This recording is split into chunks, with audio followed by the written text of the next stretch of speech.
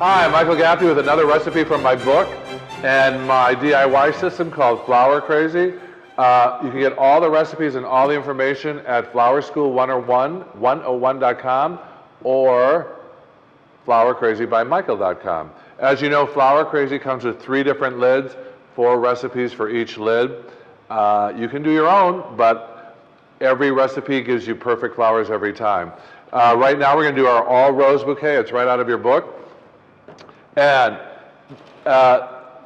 everybody knows that one of the most requested, it's actually right on the box, is this design right here, this all Rose Bouquet. So that's the design we're going to do right now. So for this design, I'm going to take my second lid, which has all medium-sized holes. And the reason Flour Crazy works so well, it has these little holes angled with little thick lucite circles that'll direct your flours in the perfect position. The other thing that's great about Flour Crazy, you take all your flours and you cut them at one length. There's no second guessing the length, which I think is one of the hardest things people find when they're doing flour designing, is they always are wondering how long to cut the flours. So look at this, watch this. I'm going to cut them all the same length and I'm ready to design. So when you start with your Flour Crazy, you start at your outer ring and just line these flours up next to each other. And just follow the guide hole. It goes straight across your container to the other side. Get rid of any thorns. You don't want to use really thick roses. Use like 80% of all roses will work in this container.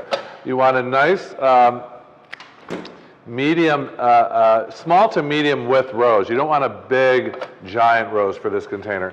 But again, we're cutting them all the same length. And we're just following our pattern all around the outside. I invented Flour Crazy after 30 years of teaching design all in cities all across America. And this makes it easy for everyone to do some really great designing at home.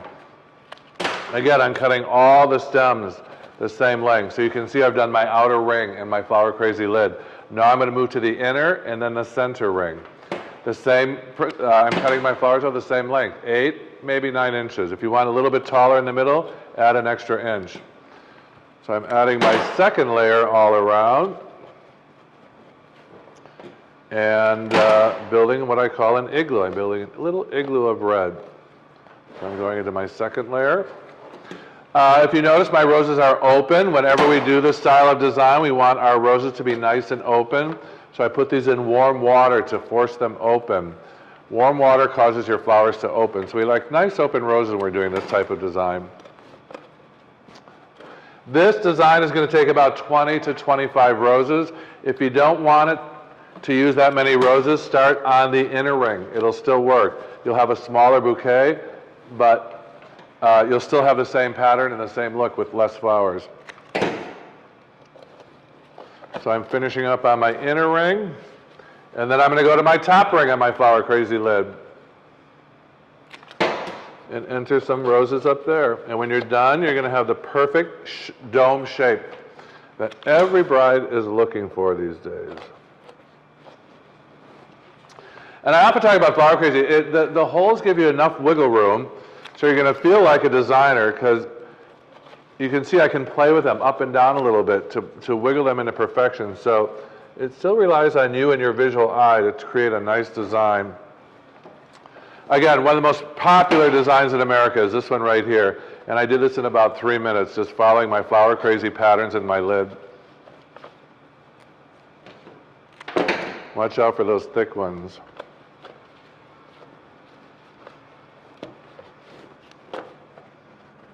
I've got about 3 more to add, and I'm done. Play with them a little bit, set them into your nice dome. And this is recipe. The recipe is called the All Rose Bouquet. I did this in about 3 minutes. Doesn't take long.